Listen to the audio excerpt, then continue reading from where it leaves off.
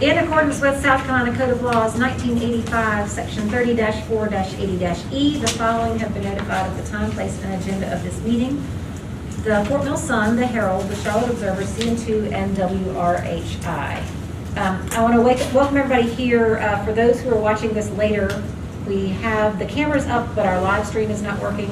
So this will be recorded still, and it will be available on the website later on, either tonight, tomorrow, as soon as we can figure out how to get that working. So if I could, I'll ask you all to please join me in a moment of silence.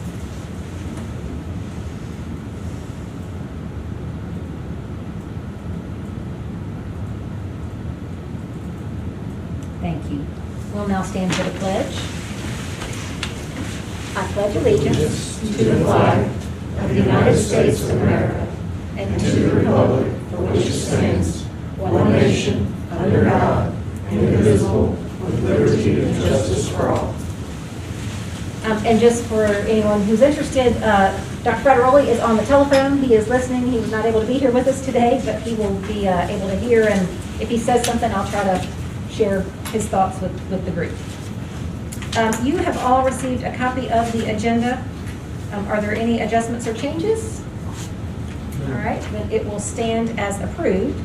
And we get to start. We haven't actually had a chance to do this in a little while. We've got some recognition. So I'm going to let you do some special recognition first. I'm going to use the mic. Is that mic working at all? You can use the podium. Use it. Okay. Let me. Oops, suck it up. Yeah, been able. As Ms. Spears said, we haven't been able to do this lately, so this is always the fun part of our meeting. Anthony, I guess you hadn't seen many of these special recognitions. We do some fun stuff too, in addition to the hard work. Going to recognize each year we recognize students who design the Fort Mill School District Annual Financial Report, and also who designed the District Program of Studies booklet. As far as the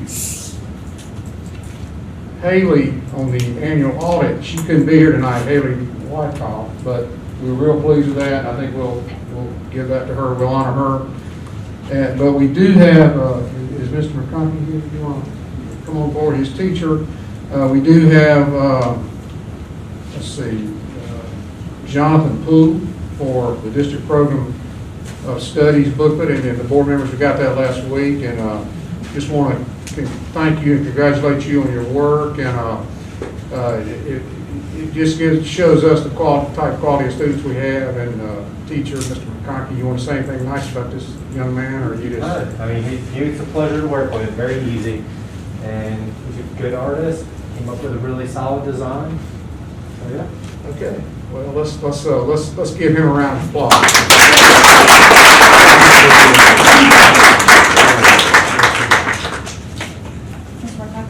Yeah, Thank you. You want me to take it? yeah, can you do that? Yeah. Okay. All right. Make her feel good. Thank you. All right, just like last year, and I apologize to the school board, we're School Board Appreciation Month was January, and we seem to always be scrambling to honor you, but you can see what we do in Fort Mill to show appreciation for our volunteer school board members, elected by the way, is to each school does a basket with student work and gifts, and you can see that here, and I can't, all of them are a little bit different, I believe, but that's how we do that. Just let me say a few words about school board members and what that means. I can't think of, and I'm talking to you and I'm talking to the public, this is really for the public's benefit, I can't think of a more service-oriented board or commission to serve on than school board. You talk about doing it for the right reasons. You don't get on school board for anything other than the right reasons, or you very quickly learn that there's a lot of work involved in what did I sign up for. These people come to this position, this job, because of their care for the community. The old Rotary motto of service above self certainly applies here, particularly in Fort Mill where they do not receive any pay. And they are elected, so they have to come out of their pocket to run an election, and then they don't receive pay for the work. And I think I tell all of them when they volunteer, how much work is going to be, and I believe pretty much, am I right? Is it, yeah, okay. And then some. Okay. That's right. But it's good work and it's gratifying work, and I can't think of a more important work than any committee, any group of people in the whole area, in the whole township. So let's take this opportunity to give them a round of applause for their hard work.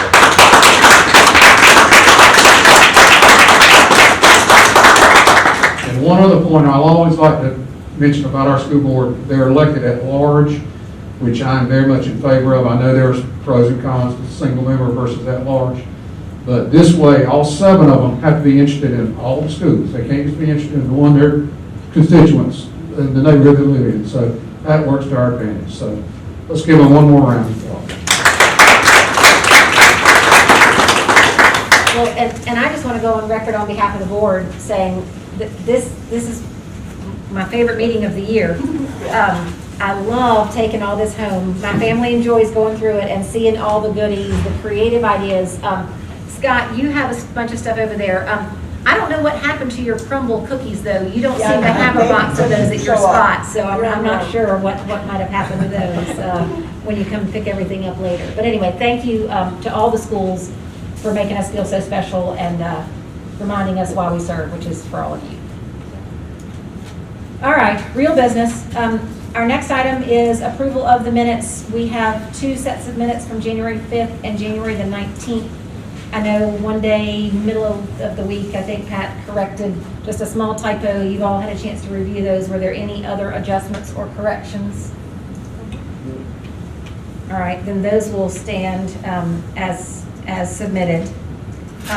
Ms. Pettis, do we have any public participation? I do not. All right, do not have any. Then we'll move to staff reports, starting with the monthly financial and impact fee update from the board. I can stand and vote. Thank you. Okay. Good evening. Tonight in your packet are the monthly financials as of December 31. The 6 months, we're halfway into the fiscal year. As you can see, total revenues were $72,058,870, and expenditures were $71,387,447. This was cash flow positive to the good of $671,000. So we have now crossed over. We're no longer using fund balance. It's a little difficult to compare to last year at the same time because, as you recall, if you were on the board last year, the county tax bills went out later. And so last year in December, we were still using fund balance for cash flow. So I really look at this as more of a normal cycle for us, and was very pleased to see December was positive. I have not seen January tax collections because, as you know, I kind of look at those 2 months combined. But I have heard the county say that they felt like January was a good tax collection month. So that was honestly pretty reassuring to me.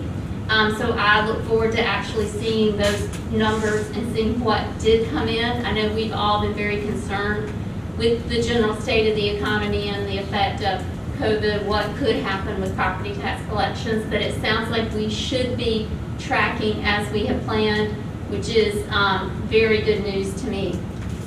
If you look at the real property tax collections, for December they were $15.4 million. Vehicles were consistent at $857,000, and we did receive $1.4 million in fee and lieu. December is also the month where we receive 90% of Tier 1, which is what we call the old homestead funding. And so that came in at $1.8 million. The other 10% will come in April. And then once again, we received our monthly Tier 3 payment. I did not have any other concerns about the monthly financials for December, unless you have any questions specifically related to that period. I'll move into impact fees. Total collected to date, $36,519,147. So we're 36.5 million in collections. We have collected on single-family units 1,449 units and multifamily 844 for a total of 2,293 units. In December, we saw 38 new homes permitted and 47 apartments permitted in December. Questions? And we're still waiting on the Supreme Court ruling. We have heard no updates on that since the hearing. And we heard that they usually issue their information on Wednesdays, and so Correct. every Wednesday morning, we're anxiously checking to see if there's any new news, but not yet. Not yet. No Okay. news yet. As far as what's going on in the House and Senate, now that they are back in session, there's lots of committee meetings taking place. It's my understanding that the first Senate Finance meeting was this afternoon. However, it was not live broadcast, so I don't have any reporting on what they actually discussed today. The House Ways and Means, which is the one I'm really watching right now, they've had a lot of subcommittee meetings, but their budget deliberations, which will be key, will be February 16th, 17th, and 18th if needed. They are set to print the appropriation bill the week of February 23rd. That will really be the start of what we can expect in our budget process for this year. The state superintendent, Molly Spearman, she presented her budget to the K-12 subcommittee of House Ways and Means on January 27th. She has requested a 2% increase in teacher salaries and a $50 increase in base student costs. So it would go from $2,489 to $2,539. Those two pieces are the drivers of what we can expect and what we will need to do with salaries depending on what happens with the teacher salary scale. So we will be watching that very closely, those two pieces of data.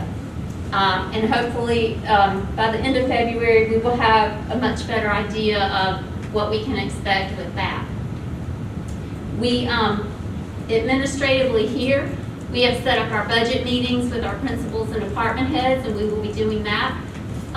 The end of February, we will probably be ready to give you a preliminary review of budget, probably at the work session in March is our normal schedule to start looking at what we may be presenting to you as priorities.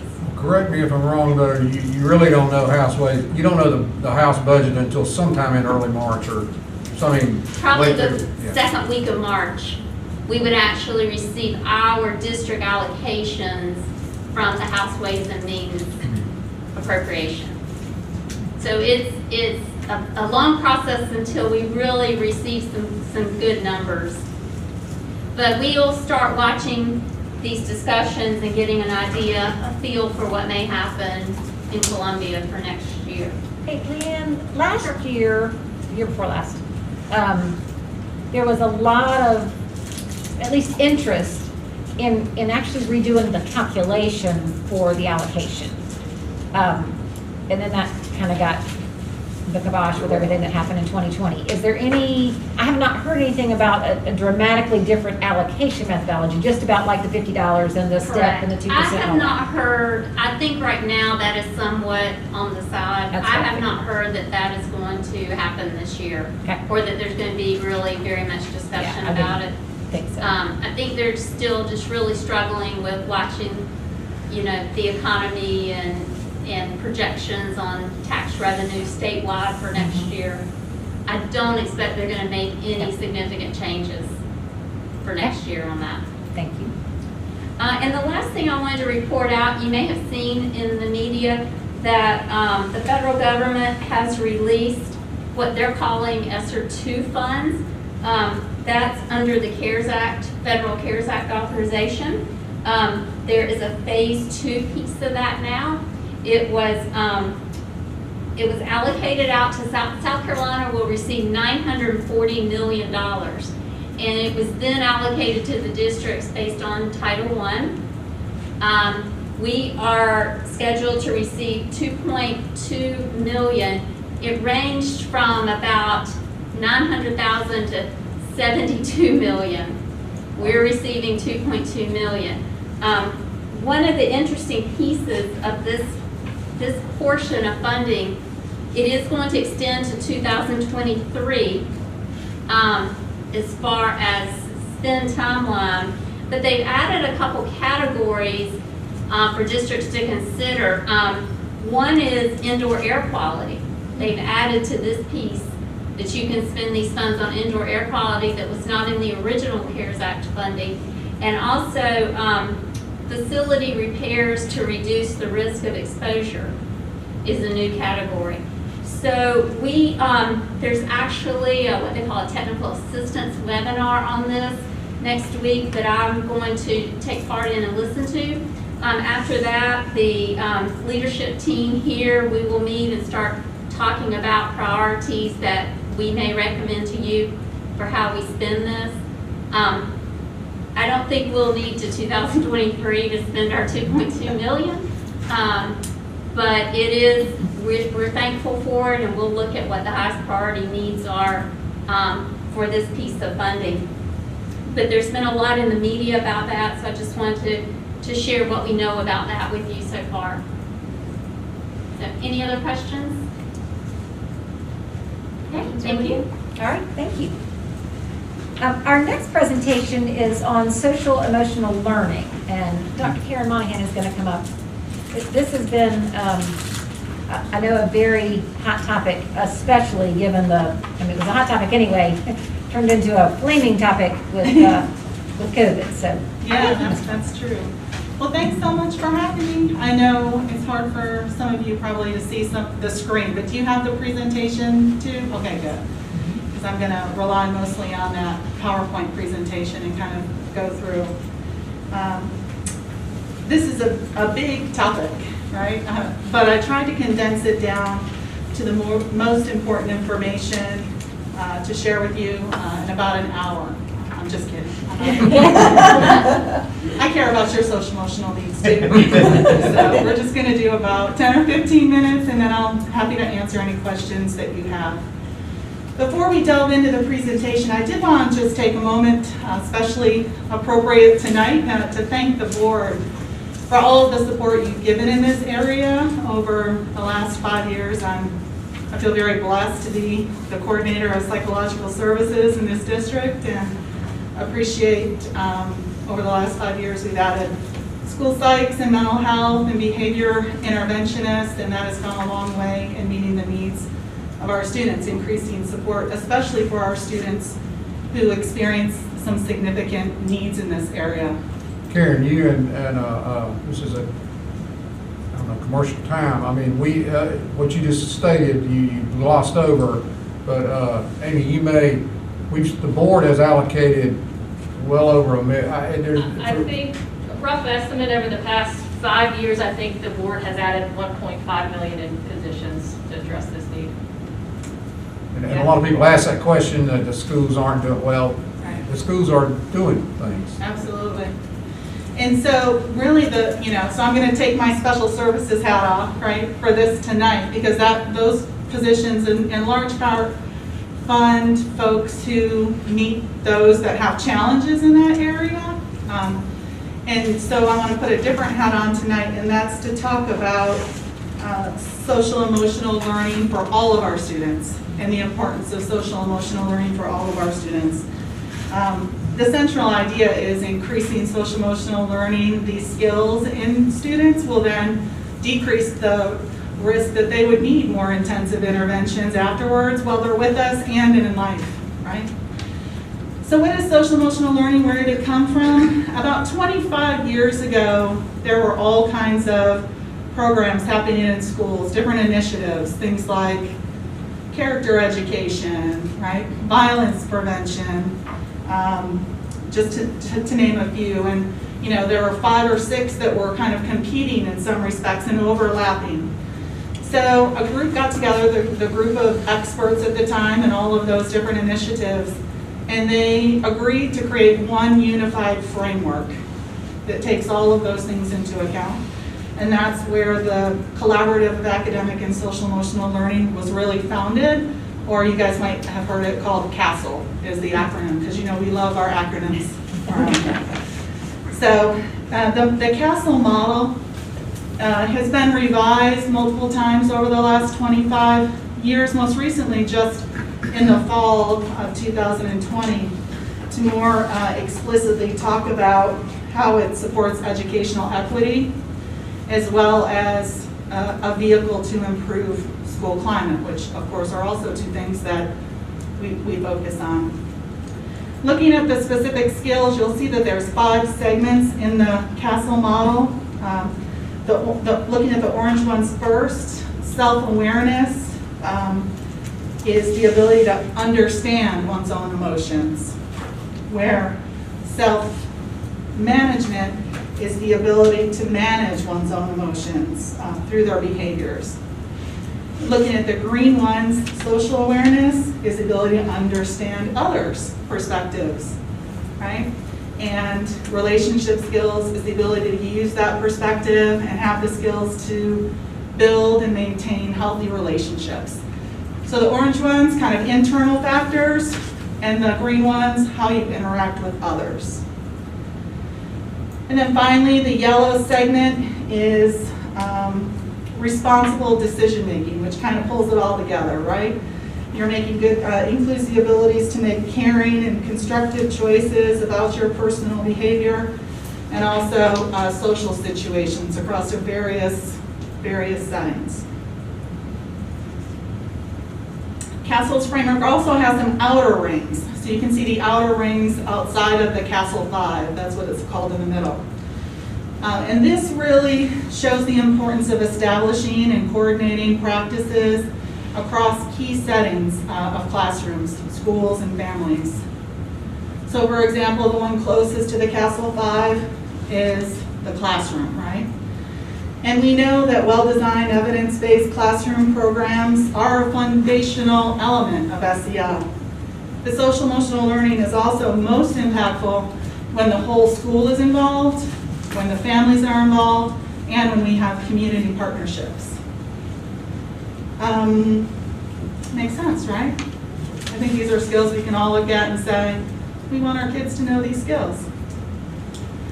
But what does the data show us? So what I'm going to share now is some meta-analyses that have been done over the course of the last decade or so to show us why is this important. So first, one meta-analysis which looked at almost 300,000 kids, actually. There was about 200 studies they looked at altogether. And they found that not only does SEL programming improve social emotional skills, which you hope it would, right? That's its whole purpose.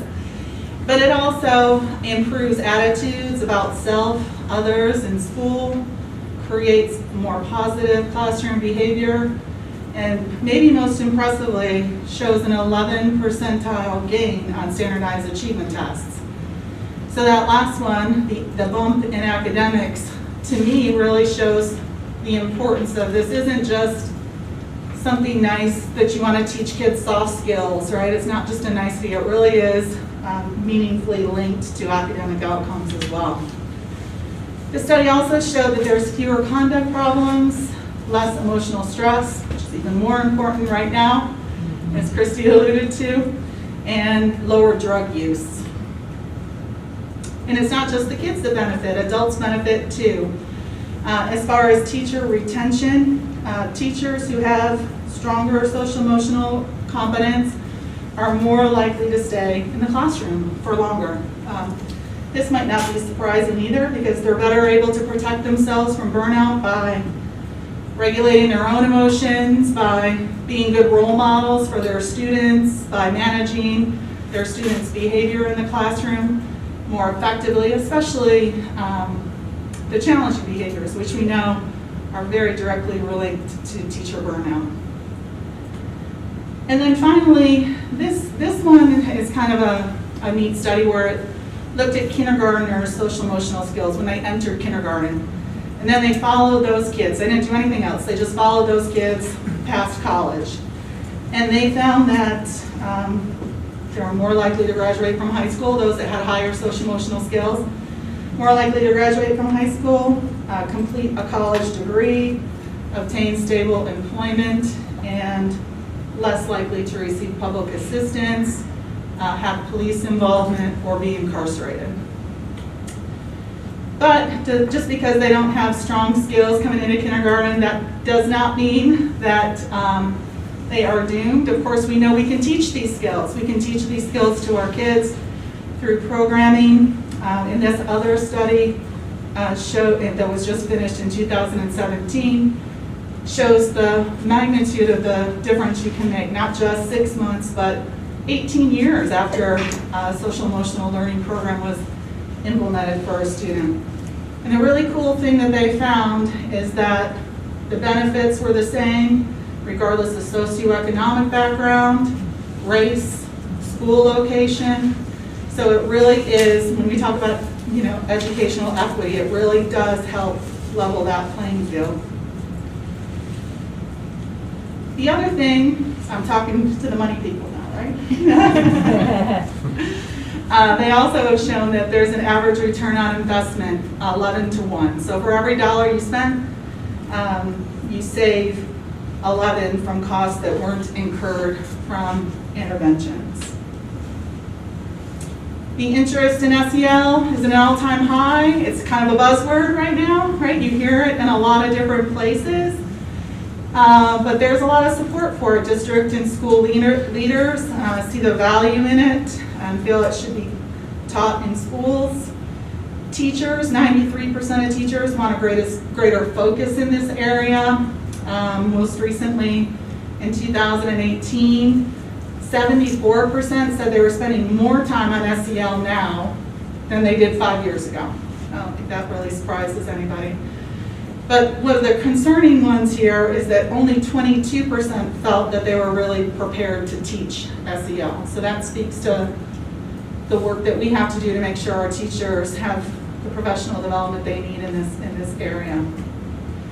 Parents, 3 out of 5, give greater importance to their children being happy and not overly stressed compared to their academic achievement.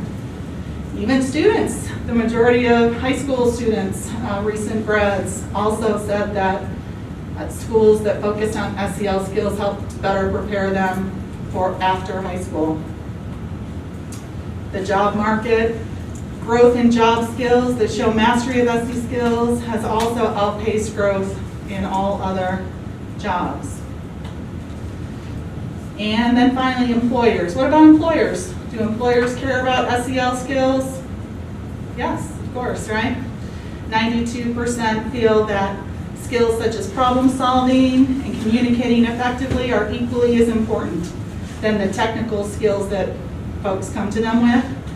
And all 10 of the top skills identified by World Economic Forum are linked to social emotional competence. So the research is clear. So where are we here in South Carolina?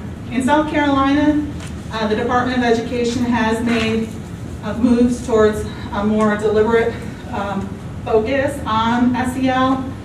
They have done this really nice crosswalk document, which I'm happy to send to you all after, but it really aligns the CASEL 5, those skills on the wheel, it aligns those CASEL 5 to the profile of a South Carolina graduate. Act 213, which we've talked about some in the context of dyslexia screening. Act 213 also calls for implementation of a multi-tiered system of support, or MTSS, because again, we love our acronyms, that incorporates academics and social emotional behavior into one unified framework. In the fall, Greg participated with me and Amber Smith participated. The Department of Ed hosted a full day showcase for district leaders on social emotional screeners and ones that we might want to consider utilizing as a district. And then finally, they rolled out a web page as well where they focused on social emotional information and resources. Here in Fort Mill, let me just catch up. Here in Fort Mill, we've also made a more intentional effort in social emotional learning over the last several years. About 2 years ago, we spent time with various stakeholder groups like school counselors, school psychs, behavior interventionists, mental health counselors, the MTSS committee, elementary principals, just starting the conversation about what is SEL and how can we look at the CASEL framework as a way to align our thinking about these skills along with the many things that were already happening in our schools around this area. Various schools have done different programs focused on SEL in our district, including Leader in Me, No Place for Hate, Responsive Classrooms, Ruler, to name a few. This really is the advantage of the CASEL framework. Because remember, it's not a curriculum. It's not a particular curriculum. They don't endorse any particular curriculum. It really is just a way of looking at all of those skills. So many evidence-based programs have evolved from the model itself, but there can be slight differences in the programs. So different schools who may be targeting different things about their unique populations of students can choose the program that most closely aligns with the needs of their students. But our overall goal is that together, the unified framework is you're still focused on CASEL. Also, last year, we were able to partner with Sanford Harmony to provide all of our elementary schools the Sanford Harmony curriculum. I don't know how many of you have heard of Sanford Harmony, but it was funded by a philanthropist who has lots and lots of money and decided he wanted to die without any of it. So he funded this really great program. And we got, I don't know how many crates of curriculum we got, just tons that we were able to distribute out to all of the elementary schools, and all of it's available online too. So that was really cool. August, I did a brief presentation that was part of the technology training, the full day technology training. So all certified staff had a segment on SEL then. And then right now what we're doing, we're just starting this spring to pilot an SEL screener, one of the ones that was highlighted this fall by the Department of Ed in our elementary schools. So that pilot's going to be 23 classrooms where we're universally screening the SEL skills of those students. And then it also includes some resources that teachers can use to even further develop the skills in the classroom. So where do we go from here? I think this is an exciting time for SEL because there definitely is some momentum behind it. It's also been a little bit challenging because we're also in the middle of a pandemic, and our attention is rightly so also on that and trying to figure out the best way through that. These 4 focused areas that are up on the screen are what CASEL says are the most important things to focus on when we're looking at district-wide SEL implementation. So thinking about building a foundational support and plan is the focus area 1, strengthening adult SEL competencies and capacities, so making sure our staff are ready, and then promoting SEL for students. And focus area 4 is that continuous loop back through all of those again to make sure that we're really thinking about what we're doing and planning and continuing to grow. So those are that's the big picture of what we've been doing. I think for where we are right now, we're going to review the results of the pilot, talk with the stakeholders and MTSS committee and administrators, and see what if folks see value in that and where that fits with the rest of it. Many of our things so far have been focused on elementary school, which makes sense. You want to start with the young ones, but we also need to start thinking about how we can move these ideas up to middle school and high school. And then longer term, I think just as part of the strategic planning process, thinking through these 4 focus areas and coming up with a 5-year plan for where do we want to focus our efforts in this area longer term? That's it. I have two questions. I don't know if anybody else has questions. One would be, especially as we think towards next year, academically, the 21-22 year, are there any things in particular that we want to do differently, more of, less of, specifically, and I say this because I am counting on next year being a more normal year, right? So given that we went through at least a year, because we're almost a year in right now of this pandemic, are there things that we need to do differently, more of, less of, to specifically because of SEL concerns that came out during the pandemic, Yeah. first of all? And my second question, similar but different, that 22% of teachers feeling like they are comfortable teaching SEL skills, do we have a catalog of learning opportunities and tools and things that we can make available so that teachers can pick and choose what they feel like they need from sort of a catalog of PD or whatever? Yeah, those are great questions, Chrissy. The answer is, well, I'll do the PD first. Maybe that's the easier question in some respects, right? Teacher PD, finding time for teacher PD is always the challenge. Yep. Right? So, yes, there are modules out there that we can direct them to. We can have them be part of Safe Schools. We could, partner and bring in some live training, with the proper funds, all of those things. It's finding the time, which is always the challenge, which is why I was happy even to squeak in that 45-minute session, right, in the technology one. So yes, I think it's there. People are going to have to want to prioritize that as something that the teachers are going to focus on. As far as where do we go next year from here, I think I really would like to see the results of this pilot and see, especially from the 23 teachers' perspectives, whether or not they saw value in it, knowing their students better, maybe responding to their students in a different way, and then go from there. I think there's some concern about wide-scale screening of SEL skills. In some respects, putting the cart before the horse. Do we need to stop and make sure that teachers have what they need first to really feel prepared once they have that knowledge? And I think we can do some of that in tandem, but I think that's a valid concern. At our elementary school level, and I'll let Peter kind of pipe in if you want to. At the elementary school level, several of our schools, we have built our schools up to have 2 school counselors in each school, and we're down to 1 in 4 or 5 of them. I'm not sure, with just kind of the expanding of the 2 new schools this year.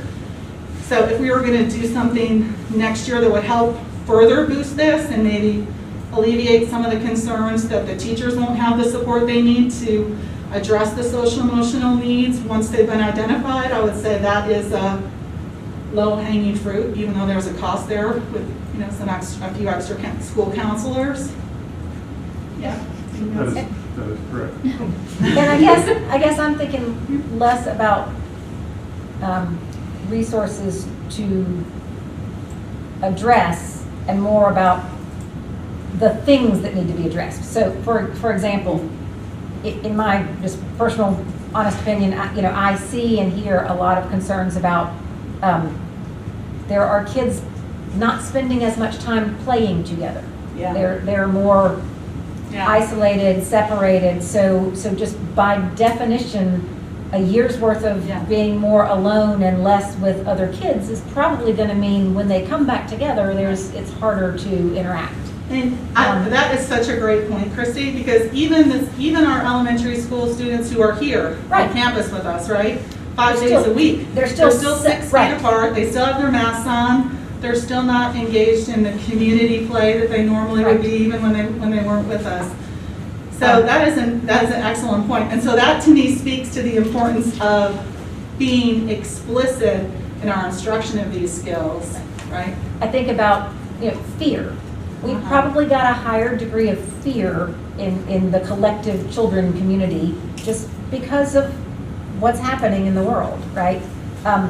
The likelihood that they've experienced some form of loss, even if it's not a death, but just a severe illness of somebody that they know or they've seen it on the news, those are the ones that at least jump out at me that it would be great to make sure that we're thinking proactively about addressing those things, however the right way is to address them. That's where the teachers have to figure that out. Yeah, That's and not one of my the area. things we did at the start of this school year that I rolled out as part of that training was a classroom meeting that teachers could run with their classrooms, either with themselves or with the support of the counselor, school psych, mental health behavior interventionist, just to kind of talk through some of those things in the context, especially of the safety measures we're going to have to put in place that obviously were really weird for kids at the beginning of this year. So, keep on doing those things, those classroom meetings, giving kids a chance to talk through what their concerns are, is the first step in those that have more significant needs, utilizing our resources, the school counselors, school psychs, behavior interventionists, and mental health counselors to pull them in and work with them in a more intensive way.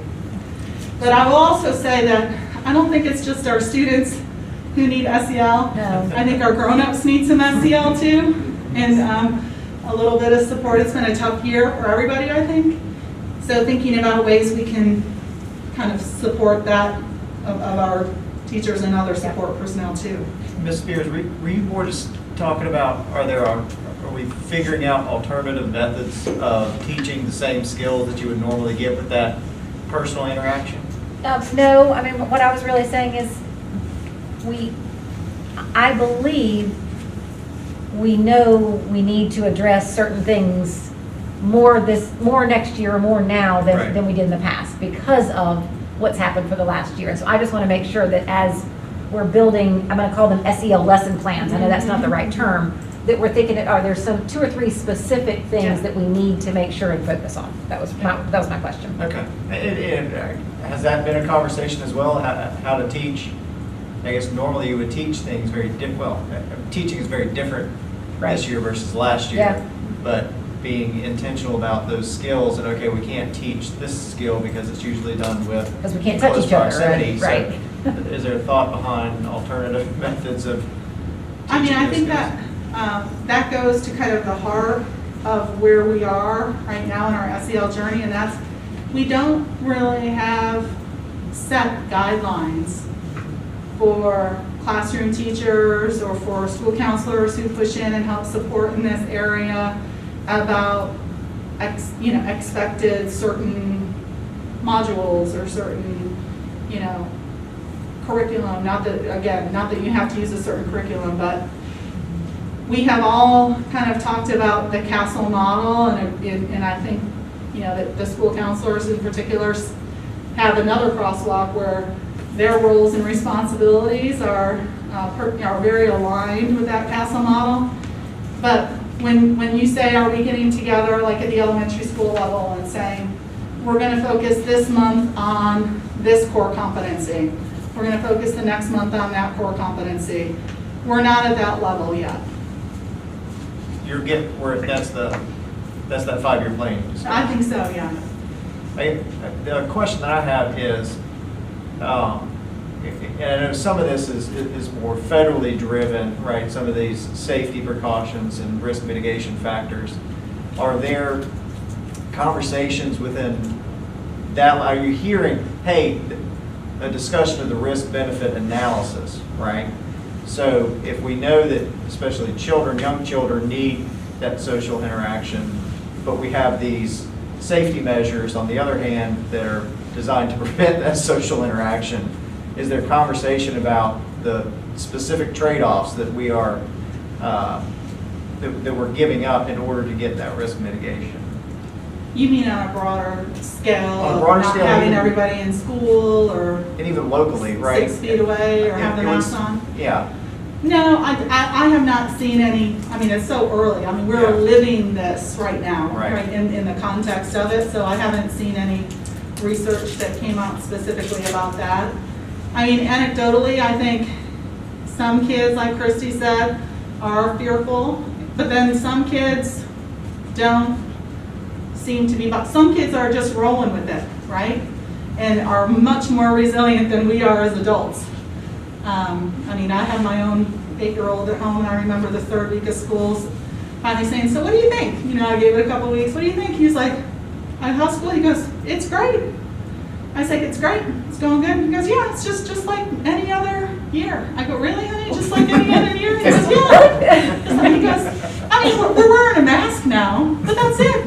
I mean, and even that took me like pulling it out of them. So I think sometimes we underestimate the resiliency of our kids. And so while some may be more fearful, some just kind of are like, that's just what we have to do.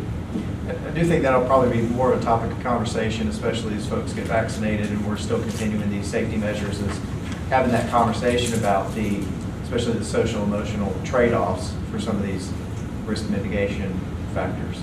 I'd like to see you in that conversation as well, Yeah. talking about that. Yeah. I've also been, it's also been really cool, just as another aside, not that there's any research on it, to see how kids are connecting differently, right? So we think about kids connecting just in person with their masks off and this and that. But I've seen kids find ways to connect with each other even outside of school in very creative ways, where maybe they would have hung out at each other's house and played Minecraft together. Now they're on a video chat with each other on Xbox One, and it's like they're in the same room. I mean, yeah, it's not quite the same, but they're finding their ways around it to still, you know, have those friendships too. I've seen that. I think the parents also are having the conversation about, is that a good thing to do or not, right? With additional screen time. So, you know, there's trade-offs and Yeah, everything. I'd rather have mine having screen time with somebody else doing it together than screen time alone. So I guess you can kind of, it is a double-edged sword that way. Thank you. Yeah. Other questions? Director Monahan? Anyone?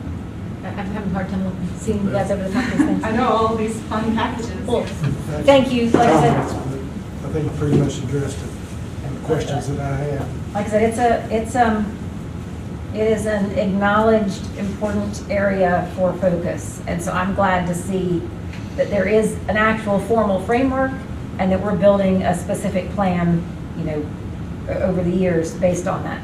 So thank you. You're welcome. All right, item 5.03 is a safety update from Mr. Rich Todd.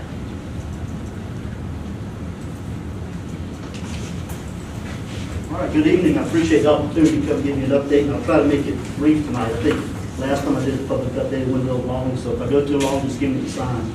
I want to thank Karen for her presentation. Karen was one of the first people to reach out to me when I started working here 3 years ago. And the programs and initiatives that she works on is a critical part of school safety and security. And if we take what she does, I think the best way to describe it is the soft skills. What I do is kind of the harder skills, the physical security, things of that nature. Put those two together, and that's what's going to make a comprehensive, effective school safety approach. So I wish I had time constraints. We don't get to do as much together as we used to or we like to do. But at some point, we do have to get back to working together. So I just want to go over a couple of things with you real quick. A quick update on some of the issues we're working on in safety and security. Professional development is a key component of our safety and security program.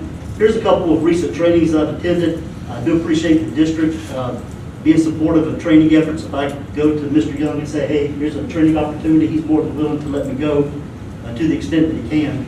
And also we're fortunate that SLED and the South Carolina Department of Education pay for most of these trainings, so it's no cost to the district for us to go.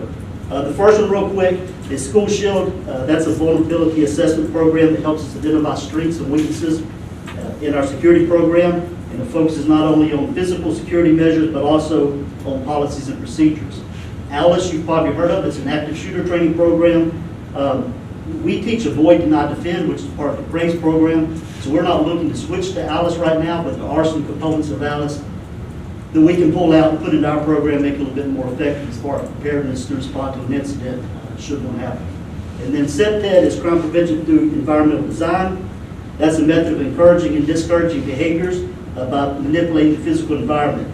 So for example, instead of putting a fence up, which kind of has an institutional look, We may use landscaping to kind of direct access or deny access, control access to certain points.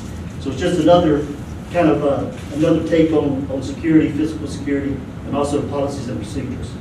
School Safety Advisory Committee, these are some of the topics, training topics that we've covered so far this year. As a reminder, that committee is made up of the safety assistant principal from each school. We also have representatives of the Fort Mill Police, TPK Police Departments, and Defender Security that sit in on those meetings.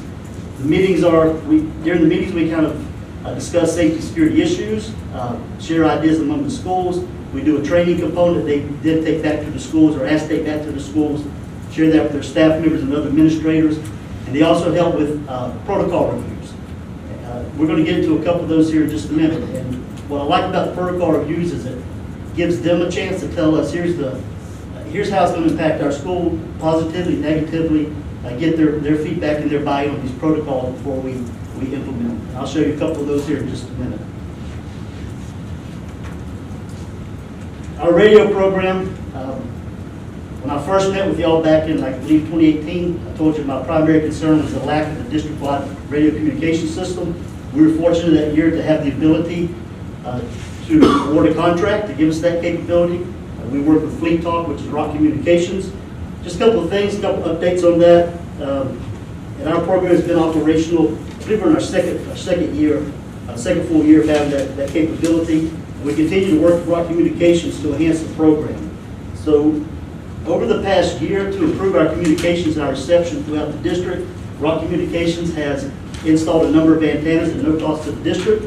There's one down by Carowinds. There's one at Adobe's water tower. And they also did some internal antennas within the district office here. If we had to pay, which cost us a lot of money, it was no cost to us to put these in place, working with Rock Communications. We're working with them now to look at the possibility of a radio to intercom bridge. If that works with our intercom systems, then the administrators will be able to turn to a channel on the radio and access the intercom system. So in an emergency situation, maybe they can't get back to the office or somewhere and make an all call, having that ability to just go to the radio, go to a channel, key up to be able to communicate information is absolutely critical. And we're meeting actually next week to look at the intercom system in one of the schools to kind of get an idea if this is going to work, get this to work. Also looking at the capability of an all-call, all radio all-call. And what that would do is allow us, in pretty much an extreme emergency, to key up and access every radio in the district, including the ones that teachers use, campus-based radios. And that would be, again, extreme emergency. We need to get a message out to everyone. We haven't really moved that far down that capability, but it is something that's out there. They proposed, and we're going to take a look at it. Monthly test, real quick. We have base stations at every one of our front offices at our schools. Have an emergency channel, so if there's an emergency at the school, the administrators, the front desk people can hit the button and let us know instantaneously. We're doing monthly tests for a couple of reasons. First of all, to make sure the radio is operational, and second of all, to get those front desk people comfortable and used to hearing the radio and comfortable talking on the radio. When we first put those in place, I think I scared them because I told them, remember that the superintendent's listening to you. So a lot of them kind of hesitant to touch it, but by doing the monthly test, we call and say, hey, give us a 3-count radio check. It gets them used to listening to traffic and responding to the radio. Crisis Go, this is our emergency management app that allows emergency notification, communications, student accountability, and access to response actions. Last year, before we had to close school in March, we were able to train all but I believe 2 schools, could be 3 schools, in using the app. So we've trained most of the schools on the mobile app, and we're now in the process of pushing this program out to the desktops at the schools. I really like the desktop feature. We did it at one of our middle schools last week, the week before last. I really like the way it works on the desktop. We've got it scheduled now. We're rolling out to 2 schools per week, so by the end of March, all schools will have this on their desktop, and teachers will be able to use it. That school, Banks Trail Middle School, is using this system, I think, really to the max. They use it today to send some messages. It's just a great communication tool. So we're happy that IT is able to help us with that, to push us out to district devices. We have it set up right now, escalation to IT, maintenance, and other district personnel. So if IT folks, they go from school to school, do different work, maintenance does also. If there's an incident in school and the school is locked down, then we don't want to send our people into that situation that could be dangerous for them. So with the escalation, if there's an actual incident, the maintenance folks, IT folks will get an alert on their phone saying, hey, this school's in lockdown, this school's in lockout, so they know not to go to that school. We're looking for that same capability for our public safety officials. We're not quite there yet because we want to make sure our schools are all comfortable using it. Then we'll set up that feature for public safety officials where if there's an actual incident, they will get the alert on their phones, their patrol car computer, their dispatch computer, any electrical device, electronic device they can get the alert for. Partner collaboration is one of the critical components of our safety and security program. We work with a lot of different departments to get things accomplished. I mentioned Karen, Brian Spittle with his department IT, extremely helpful. Maintenance, kind of the key folks we work with a lot, to sit down and just kind of look at security projects and proposals. To me, that's important because I have one mindset with my background, but Brian from his has another perspective, Jay has another perspective, and we'd like to get those different perspectives to see if we can identify problems before we move forward, and also just kind of strengthens our approach with that collaboration. Public Safety Liaison Group, you can see some of the issues they've helped us with here. That's comprised of our local police, fire officials, emergency management, attends those meetings, the 911 center, call center, they attend the meetings as well.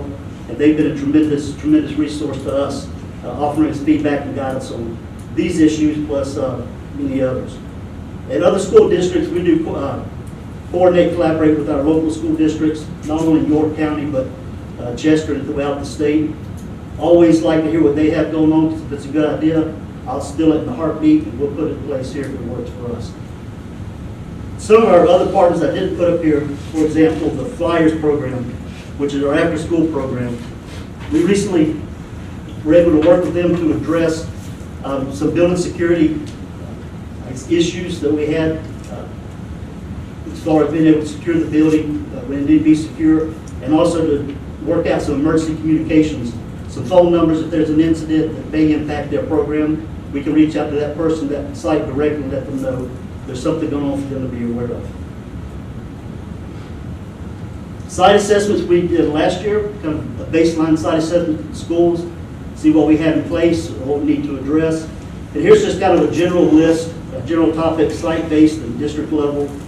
Finding site-based is anything that the school can address themselves. Some of it's just an email reminder, something simple they can address. District level, things that require a little bit more coordination and funding. So these are just kind of a summary of some of the things that we found in the assessment and that we are working on. I mentioned the protocols before. And the protocols really are guidance to our administrators and school personnel how to handle certain situations. The School Safety Advisory Committee, again, is key to this, gives us their feedback and their input. The last thing we want to do is send a protocol out and then get a call 5 minutes later saying this doesn't work for us or this creates problems for us. So we like to get their input beforehand. These are the ones we've recently completed or close to completing. Security alarms, just kind of trying to reduce the number of false alarms we have and enhance the effectiveness of our alarm system. We have some measures in place, and I personally do see that kind of helping out. I don't get as many phone calls now as I used to on some of these false alarms. Emergency communications, the protocol looks at internal, external communications. Internal, how do the school administrators and teachers communicate with each other during an emergency? How do they communicate with the district office? External, how do we communicate with law enforcement, our public safety partners, the media, the public, anybody outside the school family? How do we get the message out to them, and how do we get communications from them? Again, the 911 center was absolutely critical in helping us draft this, put this together. And emergency information for subs, to me this is a very important one. Our subs, unfortunately, are not in the buildings every day. They don't know the buildings as well. They don't get to participate in all the trainings, drills as normal teachers, so we want to put together an information pack when they show up at the school that gives them just basic information. Something as simple as how to use the intercom to call the office. How do you lock the door and make sure they know how to do that? You know, what are the emergency plans for that school? So that's a packet we are working to put together at each school, so when the subs walk in, they have the information they need. Couple physical security upgrades that come as a result of the site assessments, video surveillance cameras. We've completed exterior camera upgrades at 11 schools, with a lot of help from Brian and the IT department. We are now looking at some interior camera upgrades as well at the high schools and through some of the elementary schools as well. We've installed, or are in the process of installing 34 card readers at 11 schools. And we looked at where we're going to need card readers. We looked at the ability for people to re-enter the building or to enter the building in an emergency. If law enforcement shows up and they have access cards to our schools, do they have sufficient points of entry into the building?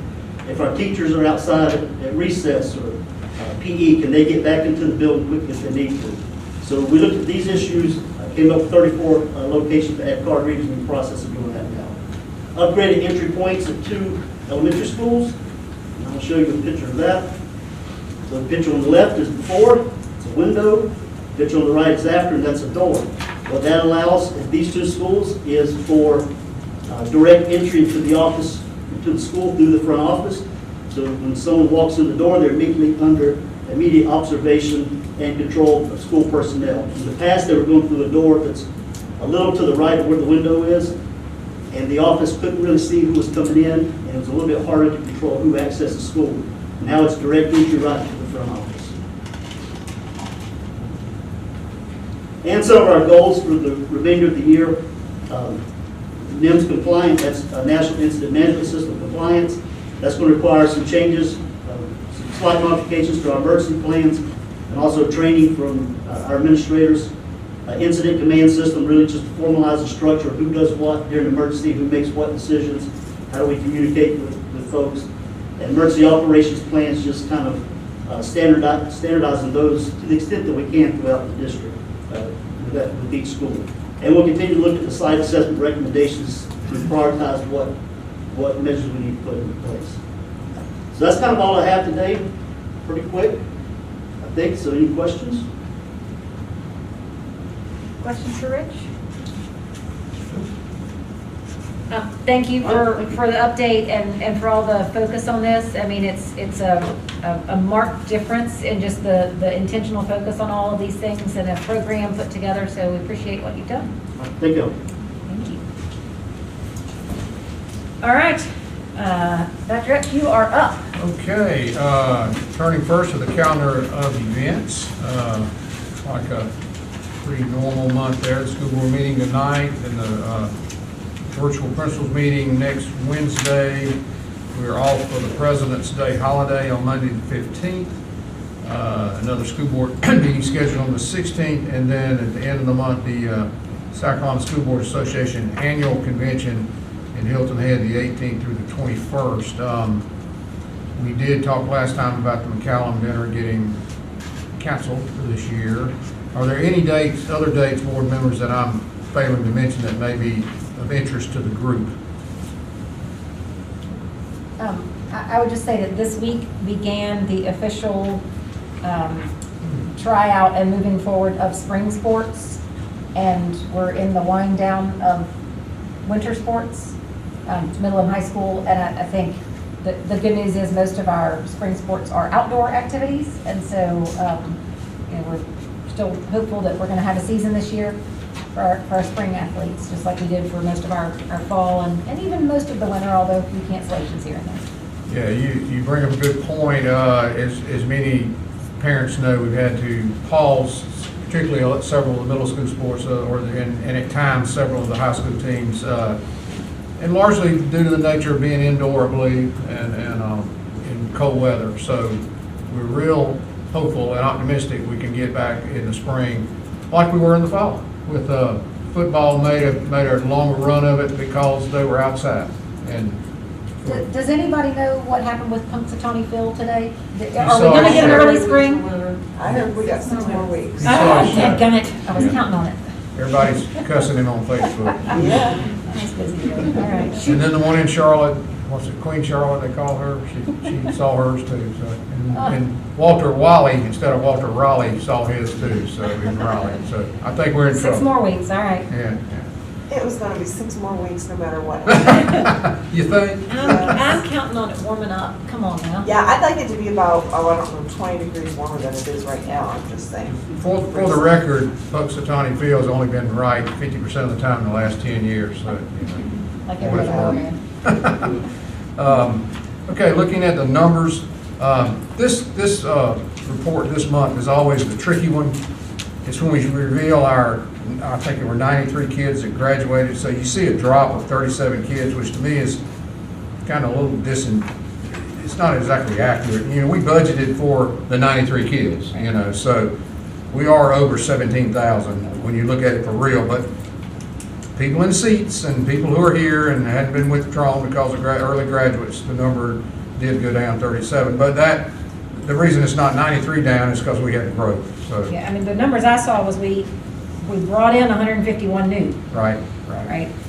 So- It's just, the bottom line always looks funny this month. And, you know, in the old days, we didn't back them out, but now with the new power school and all the rules associated with it, that you have to give the accurate number, so.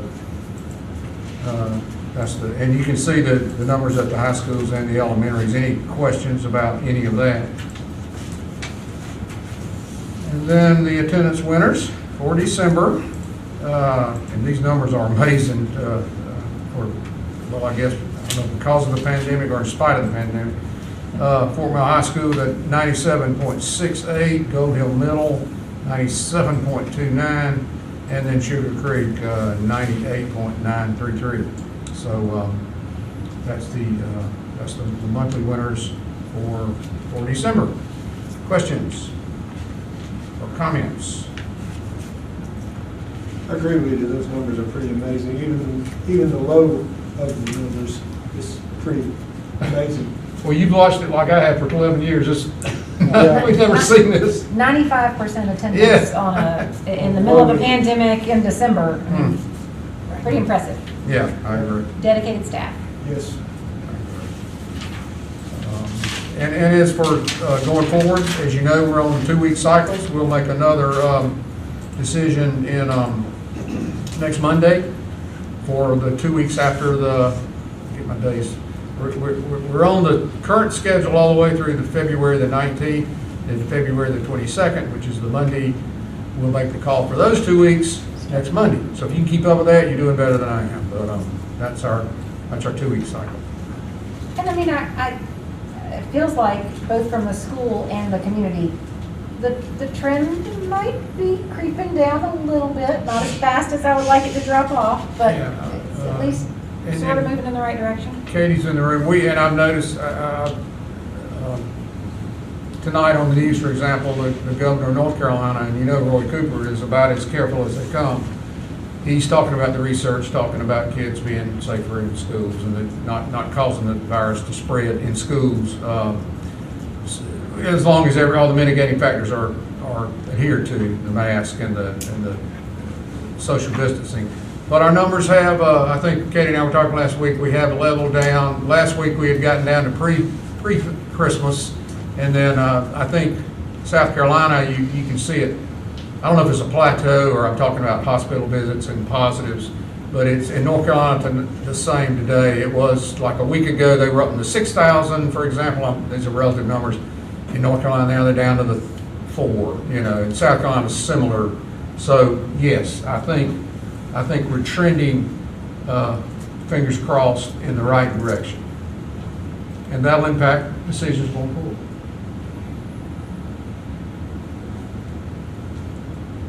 Questions, comments? No, I think the CDC came out with a report, right? Yeah, CDC came out with a recommendation about better, in general, kids were better off in school in regards to transmitting the disease, catching the disease, the virus. And so that was CDC National. There's been several reports, one out of the College of Charleston or MUSC in Charleston, Duke University. So there are several studies now that indicate that. That's all predicated on social distancing and mitigation factors. You can't say that again. It's all predicated on maintaining the mitigation.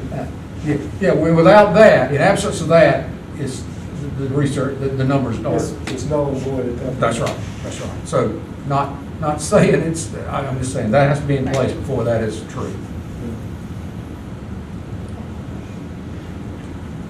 Anything else for Dr. Epps? Any questions? If not, we are in need of an executive session to discuss the superintendent goals evaluation process.